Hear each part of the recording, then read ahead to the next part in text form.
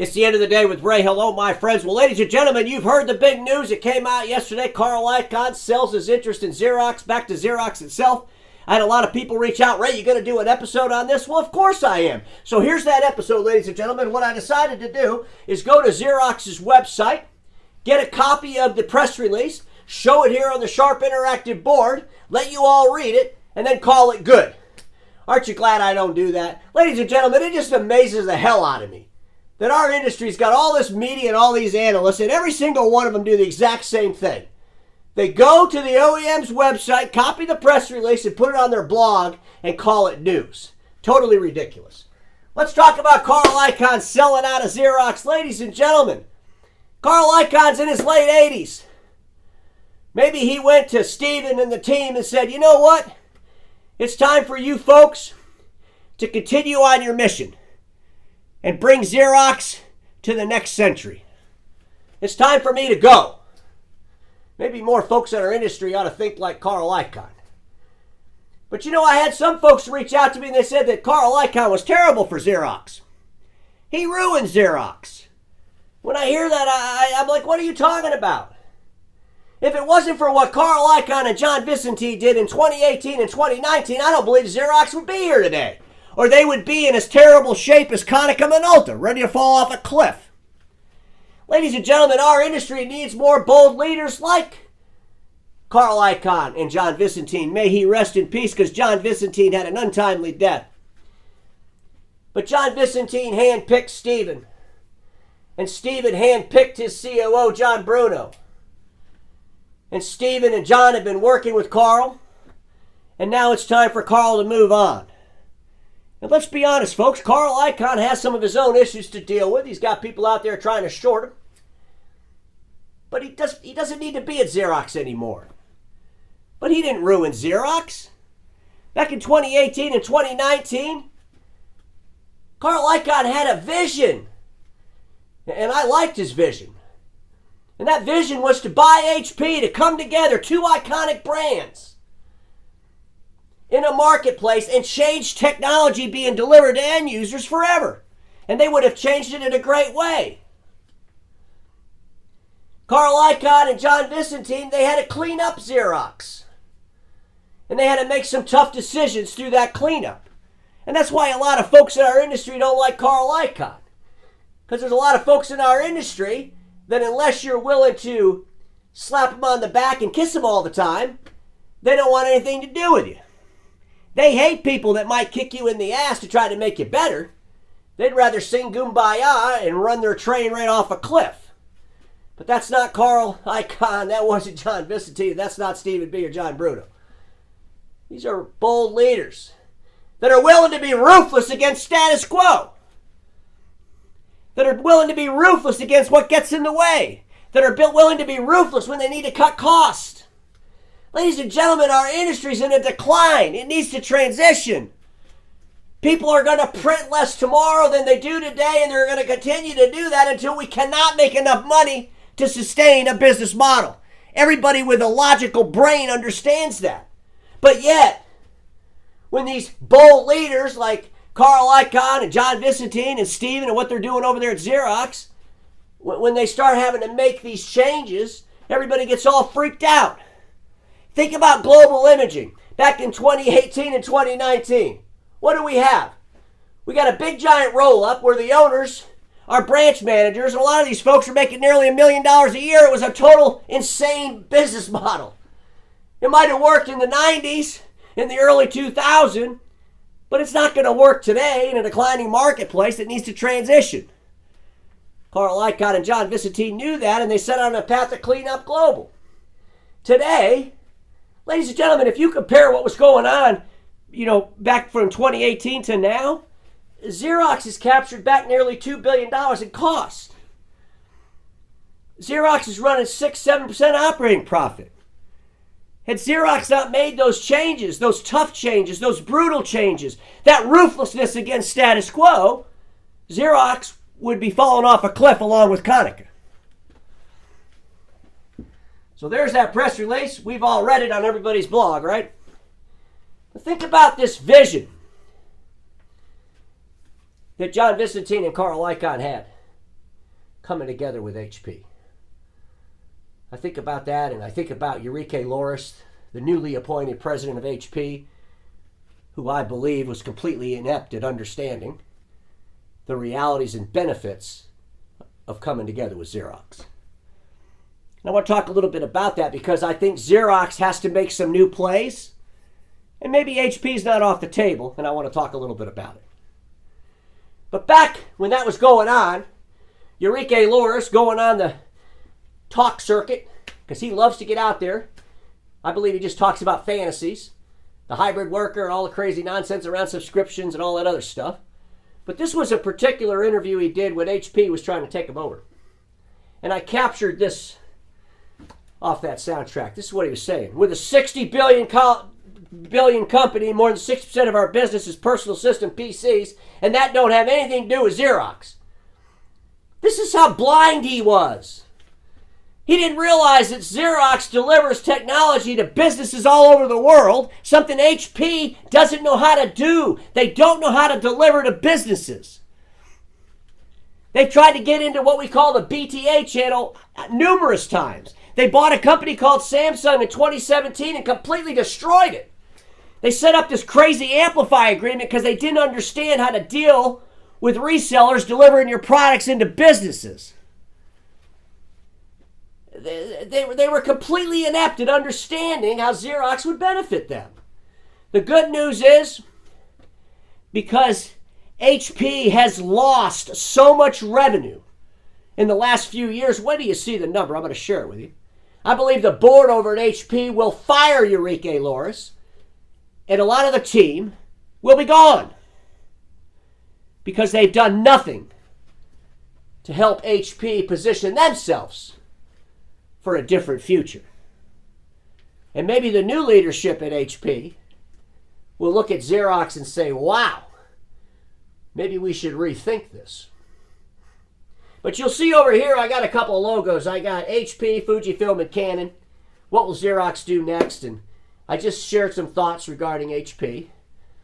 But think about Fuji. Do you remember when Xerox was going to sell to Fuji? It was Carl Icahn, by the way, that stopped that.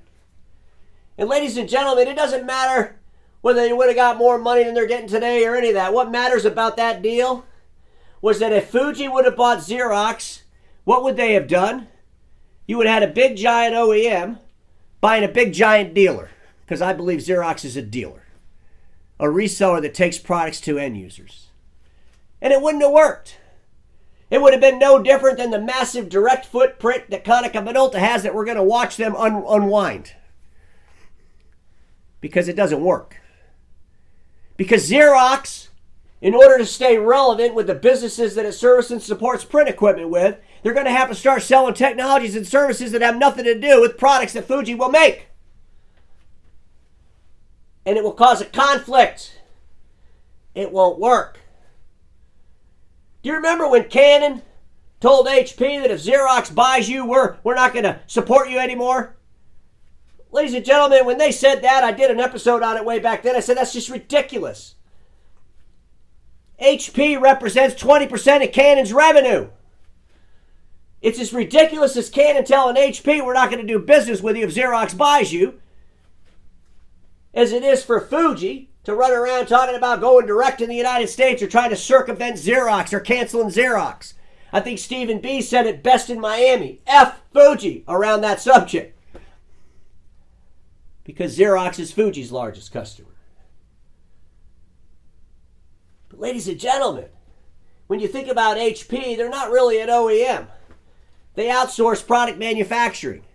They deliver a massive amount of technology products to consumers direct through e-commerce platforms and such, through other channels. But when you think about what they could be doing with Xerox, it could be off the chart amazing. I pulled this out of Xerox Holding Corp. This is where they were kind of talking to the investors. And ladies and gentlemen, they have an other revenue category, which is over here in the pie chart if you can see it, but it represents 10% of Xerox's revenue. In that other category is hardware and managed IT services, FITTLE lease financing income, and other agreements. We all know that Xerox is going to sell off FITTLE to peak. It's just a matter of time. I mean, they're definitely going to get rid of that. They want to get that debt off the balance sheet. They should do it.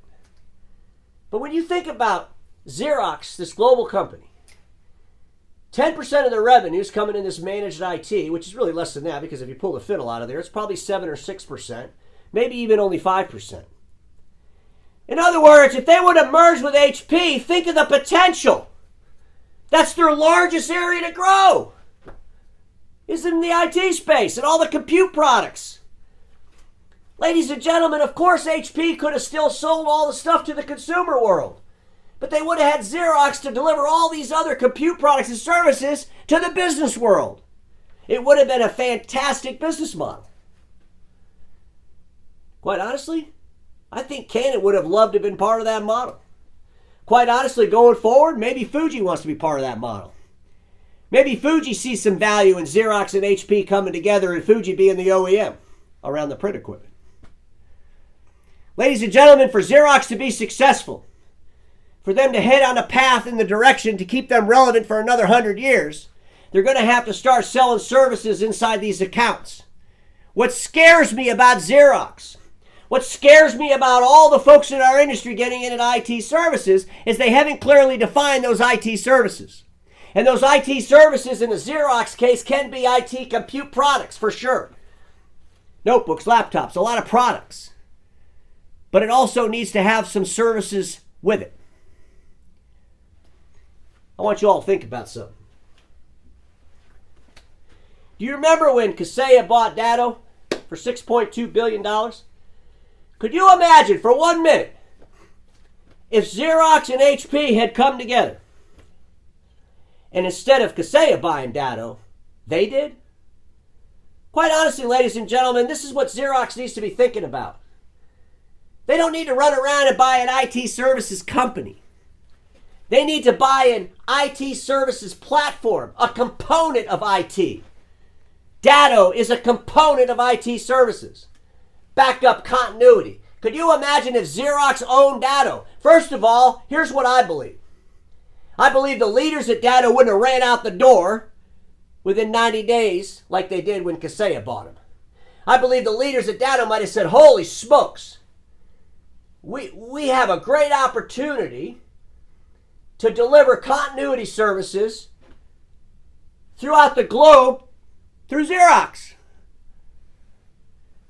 Could you imagine if HP would have bought Datto? What did they do since 2019? They spent $14 billion buying back their own shares. The stupidest shit in the industry.